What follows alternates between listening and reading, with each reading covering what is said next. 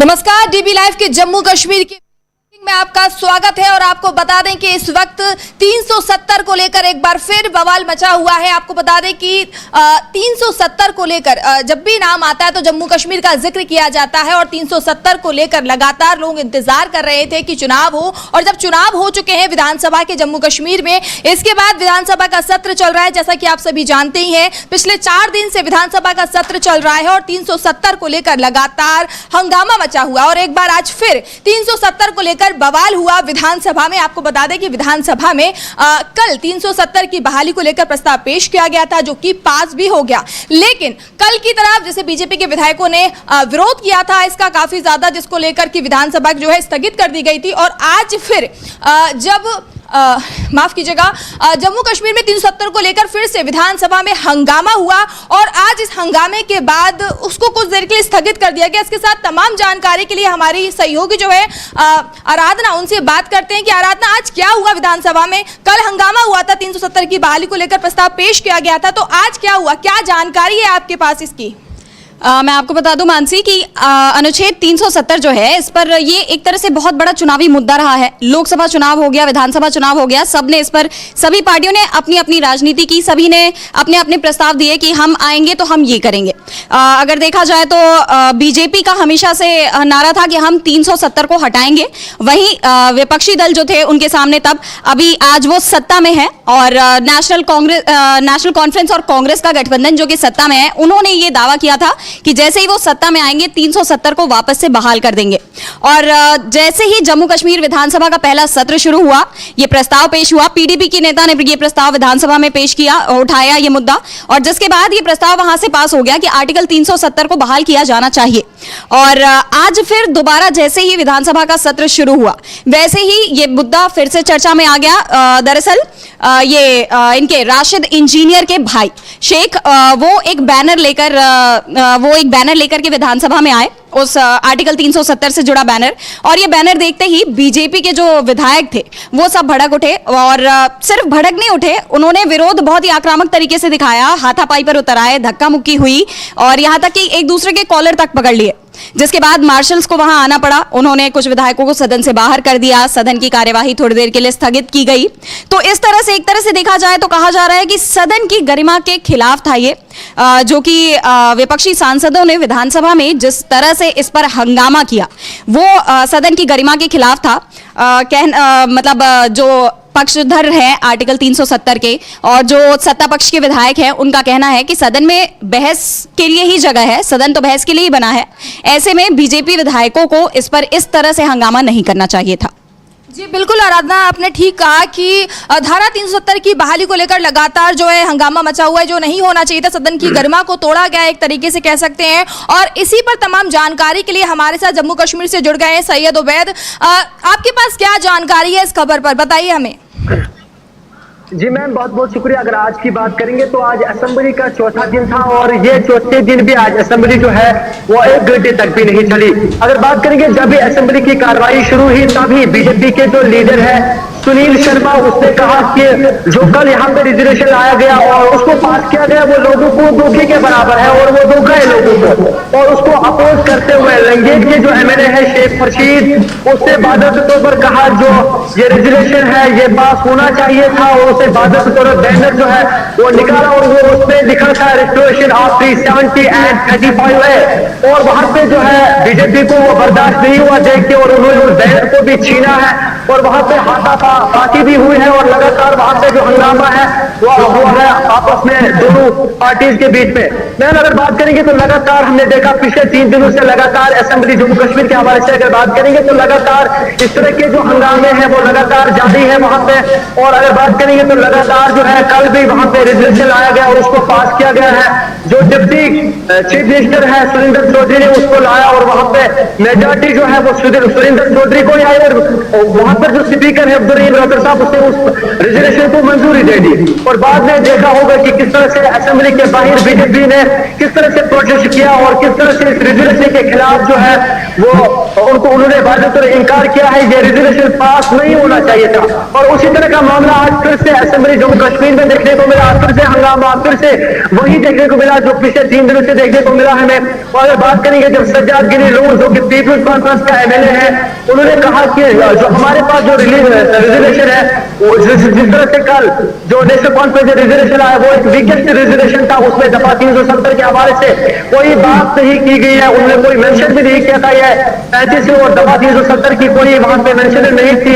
और सज्जाद गिरी लोगों ने कहा कि हमने फिर भी उस पर वोट डाला है। अब हमने रिजर्वेशन आया, जब हम रिजर्वेशन बात करते हैं तो बीजेपी के जो एमएलए है वहां पे शोर मचाते हैं, जब वो चुप करते हैं तो नेशनल कॉन्फ्रेंस के जो वर्करार है वो शोर मचाते हैं। इससे साफ जाहिर होता है जो यहाँ के जो अपोजिशन है इंजीनियर रशीद के भाई शेख खुर्शीद, सज्जाद गिरी लोग जो है वो बिल्कुल नेशनल कॉन्फ्रेंस को रिजर्वेशन के साथ तो वो इत्तेफाक नहीं रखते, फिर भी उन्होंने वोट वहां पे किया।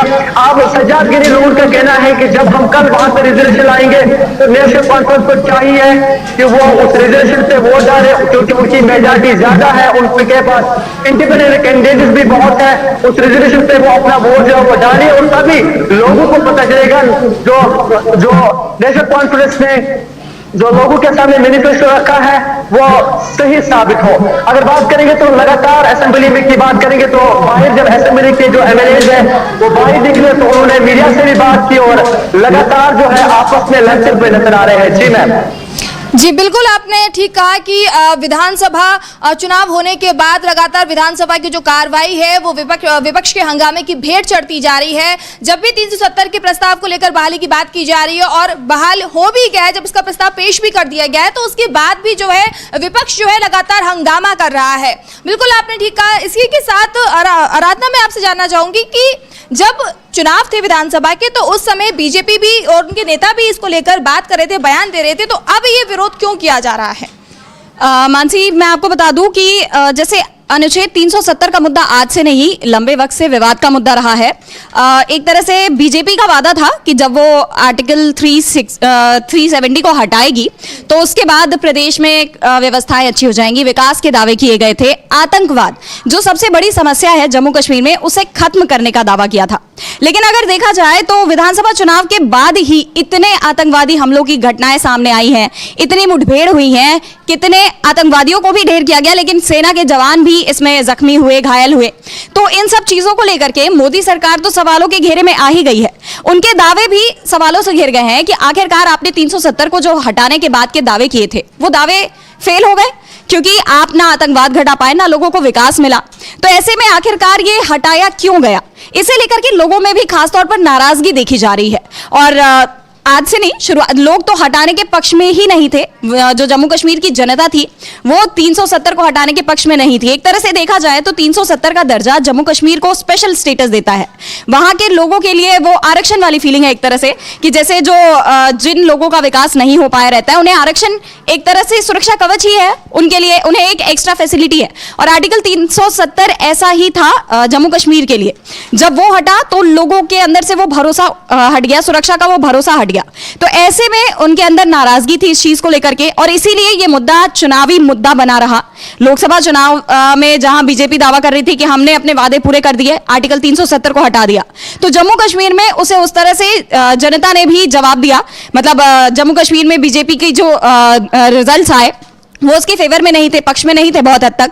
तो वो नाराजगी लोगों की साफ जाहिर हुई। विधानसभा चुनाव में भी हमने ये देखा कि बीजेपी को तो बहुमत नहीं मिली और इंडिया गठबंधन की एक तरह से सरकार वहां बनी हुई है। तो ऐसे में लोगों की नाराजगी इस अनुच्छेद को लेकर के साफ जाहिर हुई। और अब जब क्या कहते हैं सत्ताधारी पक्ष इस अनुच्छेद को विधानसभा में पारित कर रहा है तो इस पर अभी भी बीजेपी की तरफ से आपत्ति जताई जा रही है। इस पर एक प्रतिक्रिया भी आई है। सीपीआई के नेता हैं एम.वाई. तारिगामी। इन्होंने कहा कि जो आज सदन में हुआ वो बहुत ही दुर्भाग्यपूर्ण है और ये अच्छा नहीं था। भाजपा ने जिम्मेदाराना भूमिका नहीं निभाई। एक प्रस्ताव पारित किया गया था, अब ये उनकी इच्छा है कि वे इससे सहमत है या नहीं। तो स्पीकर ने कहा कि वे अपनी चिंताएं जरूर उठा सकते हैं, विधानसभा सदन बहस के लिए है, हंगामे के लिए नहीं है। तो मतलब साफ तौर पर देखा जाए तो बीजेपी विधायक जो करने की कोशिश कर रहे हैं, इसकी भी सब हर तरफ से आलोचना ही हो रही है। बिल्कुल, मतलब बीजेपी ने करना कुछ और चाहा था, वो इसमें भी अपनी राजनीति भुनाने की कोशिश कर रही थी, लेकिन इसका इम्पैक्ट कुछ और ही पड़ रहा है, जो अब नजर आ रहा है साफ साफ। मतलब उनके दावे तो पूरी तरह से फेल हो गए, लेकिन फिर भी आज भी वो उन्हीं दावों पर कायम है कि अनुच्छेद 370 को हटाना है, इसको इसकी बहाली के खिलाफ है वो। कल भी जब सदन में ये अनुच्छेद इस पे जब प्रस्ताव पारित किया गया था, तब भी बीजेपी के जितने विधायक थे उन सभी ने कड़ा विरोध जताया था, यहाँ तक कि इसकी कॉपी तक फाड़ दी थी। सदन में ही इसकी अनुच्छेद 370 की कॉपी फाड़ी गई थी, पुतले जलाए की। जी हाँ, उमर अब्दुल्ला के पुतले भी जलाए गए थे। तो उनका जो एक रिएक्शन है वो भी काफी हिंसात्मक है। तो इससे कहीं ना कहीं ये भी साफ जाहिर हो रहा है कि अगर वो अपनी चीजें पूरी नहीं कर पा रहे, अपनी मांग को पूरी नहीं कर पा रहे हैं, तो वो हिंसा का सहारा ले रहे हैं अपनी चीजों को साबित करने के लिए। जी उबैद जी, आप क्या कहना चाहेंगे? जब 370 की बहाली का प्रस्ताव पेश किया गया, तो आप तो वहां पर रह रहे हैं, तो वहां आपको अच्छे से समझ में आ रहा होगा कि वहां की जनता की क्या प्रतिक्रिया है। क्या कहना चाहेंगे आप इस पर? अच्छा, माफ कीजिएगा, अभी उबैद जी जो है हमारे से डिस्कनेक्ट हैं, उनसे हम बात करेंगे, जुड़ने की कोशिश करेंगे। आपको बता दें कि इस वक्त की बड़ी खबर यह है कि आज फिर जम्मू कश्मीर विधानसभा में फिर हंगामा हुआ है। अनुच्छेद 370 को लेकर जो विपक्ष ने हंगामा किया, और ये हंगामा इतना ज्यादा बढ़ गया कि एक दूसरे की कॉलर तक पकड़ने पर आ गए, और इसके बाद विधानसभा को जो है कुछ देर के लिए स्थगित तक करना पड़ा। सदन में बहुत हंगामा हुआ, कल भी ये हंगामा देखने को मिला था। बीजेपी की जो नेता है, विपक्ष जो है लगातार जो है 370 को लेकर जो है हंगामा कर रहा है। और इस प्रस्ताव को लेकर आप जैसे कि सभी जानते हैं कि लोकसभा चुनाव हो या फिर विधानसभा चुनाव हो, उमर अब्दुल्ला ने यही कहा था विधानसभा चुनाव में उनकी सरकार आएगी तो वो 370 की बहाली को लेकर जरूर लेकर आएंगे और इसको पेश करेंगे, और उन्होंने अपने वादे के मुताबिक ये काम भी किया। लेकिन विपक्ष लगातार इस पर हंगामा कर रहा है। पहले दिन से ही उसने हंगामा शुरू कर दिया था, और कल जब ये प्रस्ताव पास किया गया तो उस समय भी उन्होंने हंगामा किया, और यही चीज आज फिर देखने को मिली। इंजीनियर राशिद के भाई खुर्शीद अहमद जब वहां पर पोस्टर लेकर पहुंचे, तो लोगों ने माफ कीजिएगा, विपक्ष के लोगों ने, जो विपक्ष के जो नेता हैं, उन्होंने हंगामा किया, उन्होंने और पोस्टर को फाड़ दिया, और जो इंजीनियर राशिद के भाई हैं उनकी कॉलर तक पकड़ ली, यहां तक कि वो चेयर पर खड़े होकर हंगामा तक करने लगे, जो कि सदन की गरिमा को एक तरीके से उन्होंने तोड़ा है। हिंसात्मक करने लगे, हिंसा करने लगे, वो हिंसा तक पर उतर आए। इसके बाद जो है विधानसभा की कार्रवाई को स्थगित करना पड़ा। आराधना, क्या कहना चाहेंगी कि लगातार जो है जम्मू कश्मीर की राजनीति गरमाई हुई है, सरकार बनी है, उसके बाद से लगातार बयानबाजी भी शुरू हो रही है, और जैसा कि सीएम उमर अब्दुल्ला ने कहा था कि वो जब उनकी सरकार आएगी राज्य में, तो वो जो उन्होंने वादे किए हैं जनता से वो उन्हें पूरा करेंगे, और जब वो ये काम कर रहे हैं तो इस समय विपक्ष लगातार विरोध किए जा रहा है, और अब उसका विरोध हिंसा पर उतर आया है। जी बिल्कुल मानसी, हम साफ देख सकते हैं कि विपक्ष किस हिसाब से प्रतिक्रिया दे रहा है। उमर अब्दुल्ला ने जो वादे जनता से किए थे चुनाव के टाइम पे, वो उन वादों को लगातार पूरा करते दिखाई दे रहे हैं, चाहे वो पूर्ण राज्य का दर्जा हो। जैसे ही सरकार बनी, उन्होंने गृह मंत्री अमित शाह से लेकर के प्रधानमंत्री नरेंद्र मोदी तक दिल्ली जाकर मुलाकात की और इस मुद्दे को उठाया और मांग की कि पूर्ण राज्य का दर्जा जल्द से जल्द बहाल किया जाए। तो उमर अब्दुल्ला अपने वादों पर कायम है, वो लगातार ये जनता के बीच संदेश दे रहे हैं कि उन्होंने जो वादे किए वो झूठे नहीं हैं, वो सच है, और वो उन्हें पूरा करके भी दिखाएंगे। जैसे ही विधानसभा का सत्र शुरू हुआ, उसमें अनुच्छेद 370 की बात सामने आ गई और ये प्रस्ताव भी पास हो गया।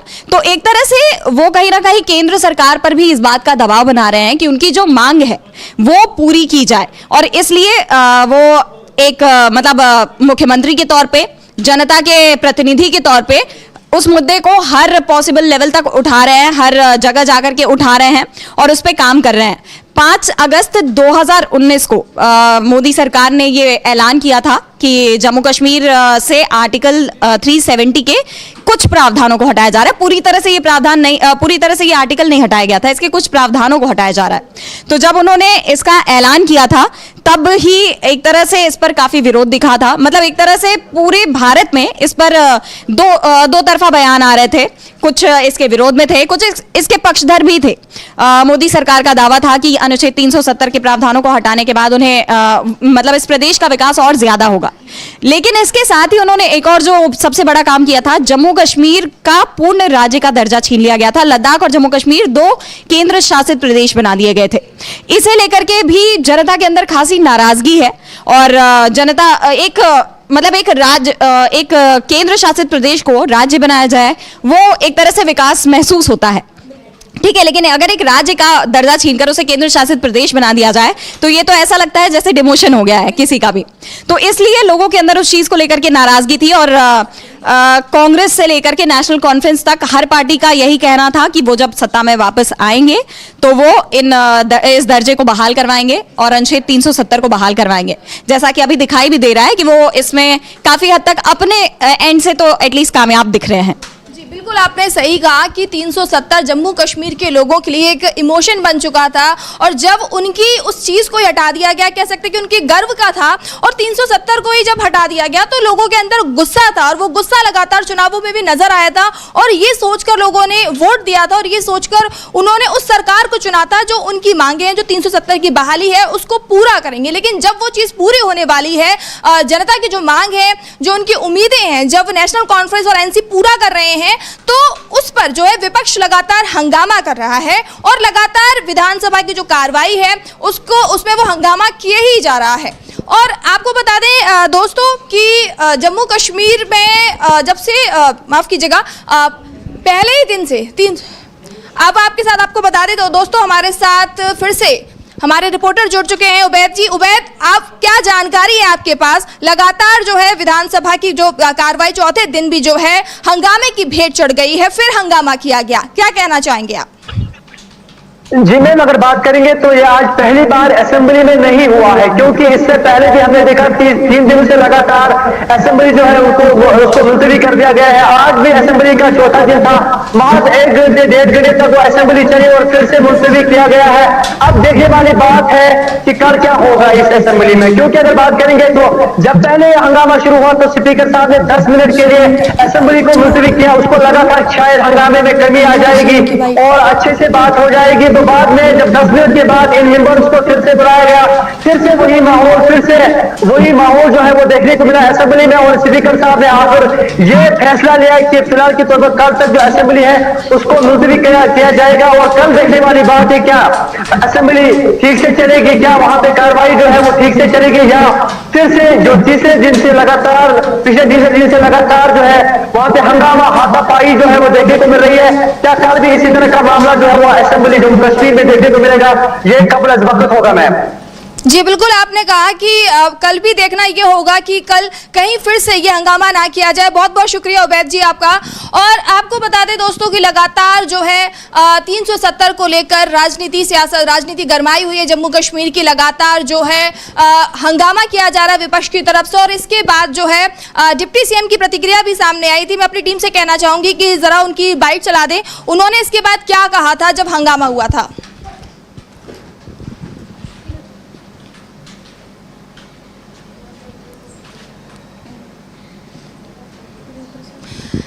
जी आपको बता दें कि अभी हम जुड़ नहीं पा रहे हैं, अभी दिखा नहीं पा रहे हैं टेक्निकल इशू की वजह से। आपको बता दें कि आज फिर जो है विधानसभा की कार्रवाई जो है हंगामे की भेंट चढ़ी है।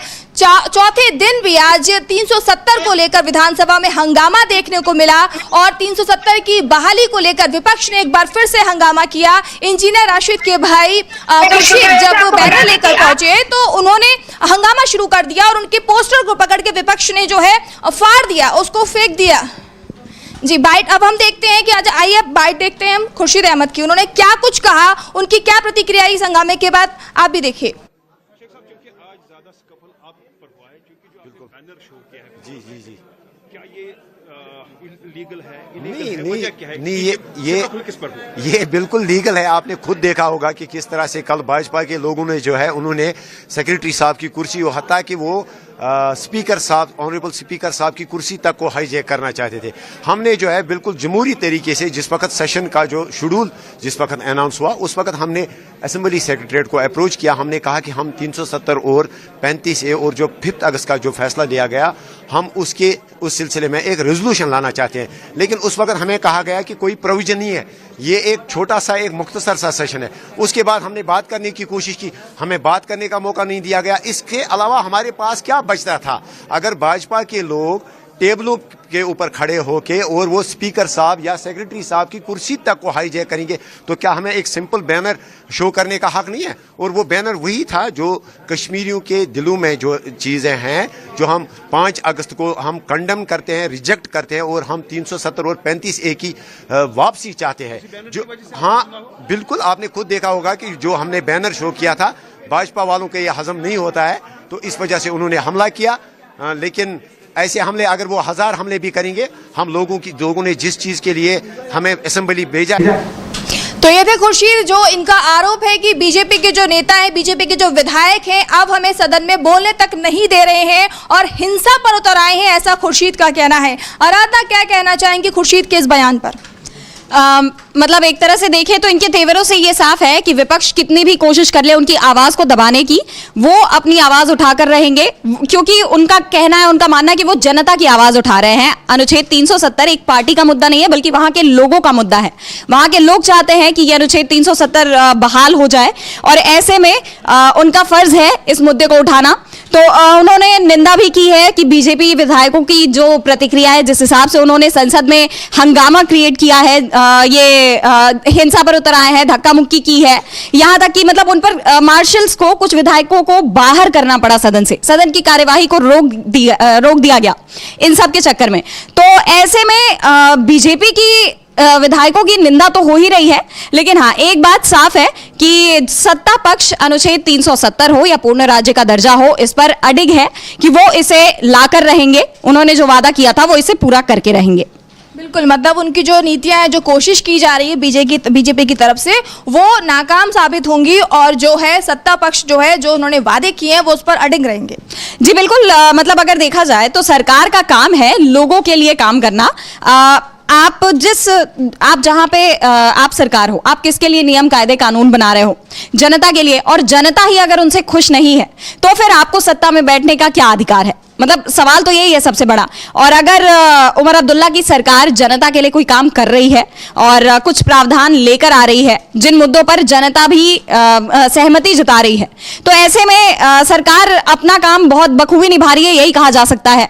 और दावा किया जा रहा है कि जहां तक पूर्ण राज्य के दर्जे की बात है, इस पर तो यह भी कहा जा रहा है कि अभी जो संसद का शीतकालीन सत्र शुरू होगा 25 नवंबर से, उसमें ये मुद्दा उठाया जा सकता है और प्रस्ताव पास भी हो सकता है, क्योंकि पूर्ण राज्य के दर्जे की मांग पर एक तरह से केंद्र सरकार भी तैयार हो गई है, क्योंकि जिस हिसाब से लोकसभा चुनाव, विधानसभा चुनाव में उन्हें झटका लगा है, उसके बाद उन्हें भी समझ में आ गया कि जनता क्या चाहती है, जनता का मन क्या है।